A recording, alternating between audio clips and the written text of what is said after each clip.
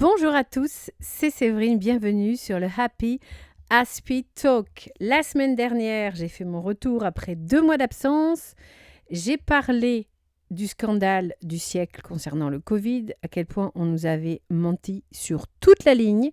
Si vous ne l'avez pas écouté, je mettrai le lien dans la description et dans les commentaires. Mais écoutez ce court podcast parce qu'il faut vraiment, les amis, qu'on devienne très prudent par rapport à notre santé, qu'on arrête de croire les mensonges du gouvernement.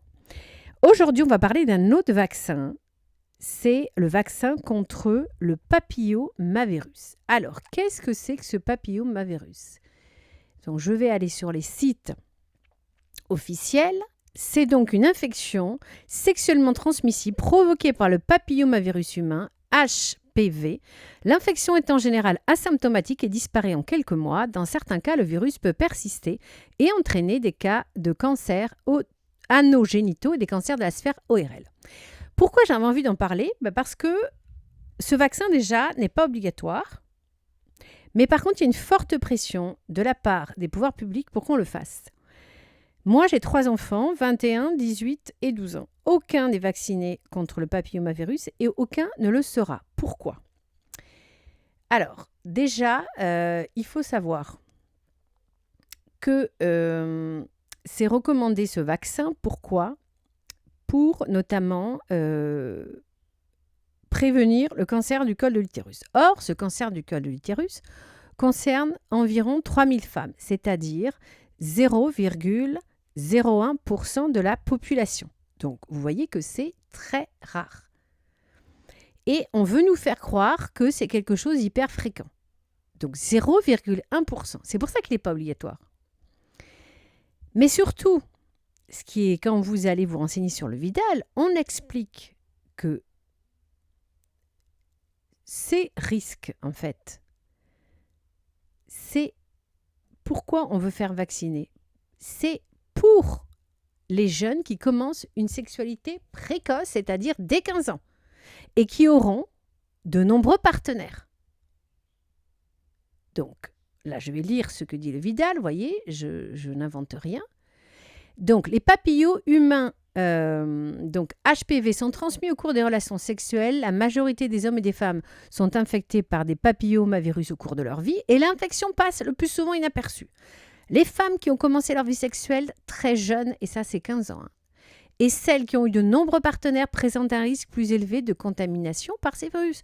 Donc, ça veut dire quoi ? Ça veut dire qu'on est en train de mettre la pression pour, finalement, un vaccin, une maladie qui ne concerne que 0,1%, et notamment des femmes qui ont eu, comme on dit, une vie sexuelle de débauché. Parce que qu'est-ce que c'est que ces femmes qui commencent leur vie sexuelle à 15 ans, mais que font les parents ?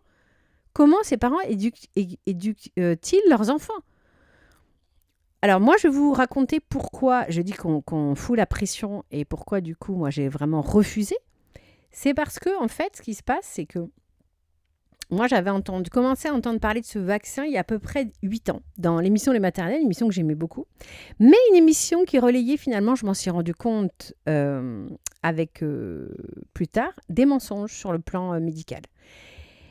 Et notamment, ils étaient là en train de dire, on avait l'impression que toutes les filles risquaient d'avoir le cancer du col de l'utérus, alors que c'est 0,1% de la population. Donc, je trouve ça hallucinant. Il y a plein d'autres maladies à 0,1% de la population et on n'en parle pas. Heureusement, parce que sinon, les gens, on les ferait flipper pour rien. 0,1%. Comme ils le reconnaissent eux-mêmes, la plupart des gens vont l'attraper et il ne va rien se passer. On est en train de nous faire croire que c'est super important. Il y a une pression. Dans les maternelles, il y avait une pression. Il y avait plein de femmes qui venaient, qui disaient oui. Il y avait des journalistes du plateau qui disaient oui, moi, j'ai vacciné ma fille. C'est un service qu'on rend à notre fille pour éviter qu'elle ait le cancer du col de l'utérus. Alors, en fait, il y a 99,9% des filles qui n'auront pas ce cancer. Donc, c'est hallucinant. Et surtout, c'est que ça arrive aux jeunes femmes qui ont une vie sexuelle débauchée. Parce que qu'est-ce que c'est que ces vies sexuelles démarrer à 15 ans et avoir de nombreux partenaires ? Donc, on ferait mieux d'être honnête et de cibler ces filles-là, si tant est qu'on puisse les cibler, au lieu de vouloir foutre la pression à tout le monde. Et en fait, on se retrouve un petit peu comme pendant le Covid, où, alors qu'il aurait fallu confiner uniquement les personnes fragiles et laisser les autres, c'est-à-dire vous et moi, aller et venir tranquillement. Et alors, quand je vous disais qu'on mettait une pression hallucinante, je vais vous raconter un petit peu ce qui s'est passé. Donc, pour ma fille, excusez-moi, là, ça va. J'ai pas eu de pression directe. Mais alors, pour mon fils qui a 12 ans, j'envoie son grand frère qui a 21 ans, chez le médecin pour qu'il fasse son rappel de vaccin tétanos polio, enfin des vaccins connus, sérieux, qui existent depuis longtemps, avec des vraies maladies, etc. Bon, très bien. Et mon fils revient avec 2 vaccins. Puis bon, mon fils, il a 21 ans, il ne fait pas gaffe. Il pensait que... Mais j'ai dit non, cette vaccination, c'est avec un seul vaccin. Qu'est-ce que c'est que ce vaccin? Je regarde, c'était le Gardasil. Et je vois que le Gardasil, c'était contre le papillomavirus. C'est-à-dire que le Toubib, donc notre médecin généraliste, notre médecin de famille, alors qu'on était venu uniquement pour le rappel tétanos et compagnie, nous refile une ordonnance pour se vacciner contre papillomavirus, maladie qui touche 0,1% des femmes. Déjà, mon fils, alors, il peut transmettre, c'est vrai, les garçons peuvent transmettre. Enfin bon, là, moi, ça m'a rendu dingue. Et je lui ai dit que ça ne me paraissait pas nécessaire. Voilà, ça concerne très peu de monde. Et puis, je pense aussi que moi, j'ai envie d'élever mes enfants dans une certaine chasteté. Et là, je suis contente. Voilà, mes enfants, mon fils de 21 ans, pour l'instant, il n'a pas de petite copine. Il ne multiplie pas les aventures. C'est quelqu'un de très chaste. Ma fille de 18 ans, pareil. Ils trouveront l'homme ou la femme de leur vie quand ça sera le bon moment. Et ils seront des gens sérieux et raisonnables. Et je pense que c'est... Vous voyez, cette mentalité dans laquelle on est dans une société hypersexuelle. On ne peut pas sortir dans la rue sans voir une affiche d'une femme qui nous vante à moitié à poil des bijoux, le dernier parfum à la mode. On est dans une hypersexualisation. On voit bien ce qui se passe au niveau des films porno. Plein d'ados qui sont accros films porno. La moitié des enfants de 11 ans ont déjà vu une scène de film porno. Donc, on est dans une société. Donc, en fait, on a l'impression qu'on s'est dit, oui, alors oui, bien sûr, maintenant, les ados, ils risquent d'avoir des relations sexuelles dès 15 ans, avoir plein de partenaires. Mais c'est faux. C'est absolument faux. Pour l'instant, ce n'est pas le cas. Voilà. Et Dieu merci, la nouvelle génération va être plus chaste que la mienne. En tout cas, je l'espère. En tout cas, moi, mon raisonnement, c'est que premièrement, ce vaccin est totalement inutile puisque j'élève mes enfants pour qu'ils aient une vie chaste. Ensuite, ils ont un très bon système immunitaire puisque c'est aussi une question de système immunitaire. Mais voilà, je voulais vous alerter sur la pression que j'ai eue après à l'école. Donc en 6e, toujours mon fils de 12 ans. Eh bien, c'est l'infirmière scolaire qui insiste lourdement en expliquant à mon fils, oui, tu devrais dire à tes parents que tu devrais te faire vacciner pour le papillomavirus, etc. Et alors, mon fils, il a 12 ans, il est totalement innocent. Il ne sait même pas... bon, je lui ai expliqué comment on faisait des bébés, mais c'est tout, ça ne l'intéresse pas. C'est normal, à 12 ans, on ne s'intéresse pas à la sexualité. On pense qu'à s'amuser avec ses amis. Voilà.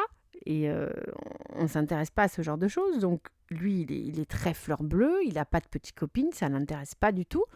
Donc, en fait, là, c'était quand même sur Alice. On avait l'infirmière qui est en train de dire à mon fils, qui n'est pas du tout dans la sexualité, qui ne l'intéresse pas et qui, visiblement, aura la malédication de ses frères et sœurs, donc aura certainement une vie chaste aussi, que c'est hyper important de se faire vacciner contre une maladie qui ne touche que 0,1% de la population. Vous voyez un petit peu la pression que les pouvoirs publics mettent sur nous, alors qu'effectivement, je rappelle que ce vaccin n'est absolument pas obligatoire.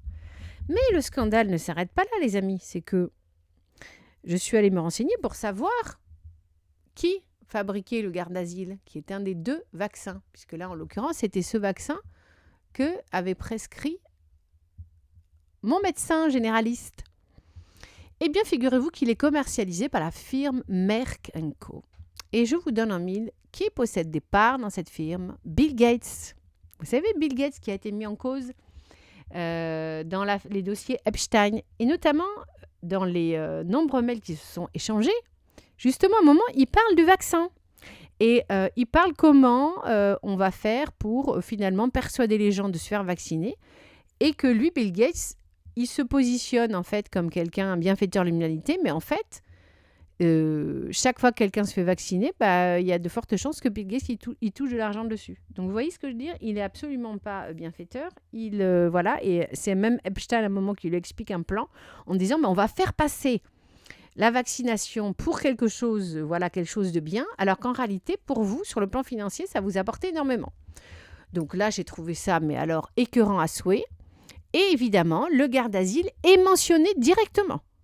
Donc, on voit qu'en fait, cette histoire de faire vacciner contre le papillomavirus, ça veut dire quoi? Ça veut dire que, 1, on veut encourager les jeunes à avoir une sexualité précoce et débridée. Et 2, c'est pour permettre à Big Pharma de s'enrichir encore plus, comme si ce n'était pas assez enrichi avec les vaccins du Covid. Voilà, donc je voulais vous alerter pour ça. Je trouve ça vraiment important, les amis, qu'on soit vraiment dans la vigilance sanitaire, qu'on ne se fasse pas avoir. Donc, vous faites comme vous voulez, mais vraiment, réfléchissez à 2 fois. Vous n'avez aucune raison de faire vacciner vos enfants contre le papillomavirus. Et puis, voilà, restons vigilants. On ne va pas se laisser faire. Je voulais terminer par une note positive. On est quand même le 1er mai. Il fait beau. J'espère que vous avez pu aller vous promener, passer des bons moments en famille. Et puis moi, j'adore la tradition du muguet. Enfin, je trouve que cette petite fleur fragile qu'on ne trouve que finalement en mai, qui sent trop bon. J'aime beaucoup cette tradition. Je trouve que c'est une très chouette tradition que Dieu merci, voilà, l'IA n'a pas remplacé cette tradition. Ça sent tellement bon le muguet. Moi, il y a mon fils aîné qui m'a offert un bouquet. Donc, j'étais vraiment ravie. C'était mon petit bonheur du jour. Voilà, essayons de rester, voilà, comme on dit, vigilants, mais il ne faut pas que nous, on s'empêche d'être dans la joie, de vivre. Et voilà, je pense que le plus dur est passé, qu'on ne se fera plus jamais avoir. Et puis, si vous voulez aller un petit peu plus loin dans la vigilance sanitaire, je vous invite à signer une pétition contre un traité de pandémie. On voudrait nous refaire le coup, en fait, du Covid. Donc, dès qu'il y aurait une pseudo-pandémie, allez, on sera à nouveau confiné, on ne pourrait plus rien faire, plus travailler, plus pratiquer son culte, plus rien faire. Donc, vous allez sur citizengo.org. C'est une association, une ONG qui promeut les valeurs familiales, la liberté aussi. Voilà, qu'on puisse avoir la liberté de circuler. Voilà, si vous voulez lutter contre ce traité de pandémie qui, toujours pareil, sous couvert de bienveillance, en réalité, c'est pour limiter nos libertés, puis que certains s'en mettent plein les poches. N'est-ce pas, Bill Gates? J'espère qu'un jour, il aura des comptes à rendre. Voilà, j'espère que ce podcast vous aura inspiré pour votre vie sanitaire. Et on va se retrouver la semaine prochaine pour un tout nouveau podcast. Pensez à mettre un pouce, parce que comme j'étais absente pendant 2 mois, voilà, YouTube me diffuse moins. Et puis, je vous souhaite un très bon week-end de mai. Et surtout, restez dans la joie et passez du temps hors des écrans, dans la nature, avec vos proches. À la semaine prochaine. Ciao!